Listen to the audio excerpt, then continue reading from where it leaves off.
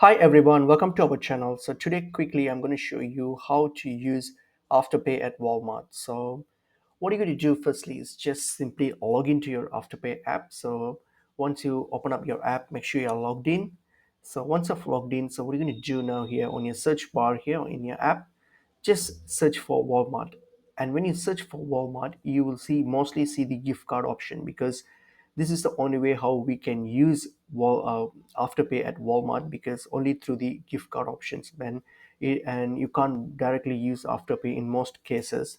Also, this depends on the region. So mostly you should see if your region supports Walmart, then mostly you will be only see the gift card option. So once you see the option from the list, just select the gift card option, and now what you have to do is simply fill in the amount for the gift card that you wish to purchase. So just fill in the amount and then just complete the purchase through the Afterpay app. Just use the app and complete the purchase. And now you can simply go to the Walmart store, or you can check out online and then just pay with the Walmart gift card. So you can just use the gift card and then pay. You can use it whether for both in store and online. So this is the option we have now at the moment to use Afterpay at Walmart. All right.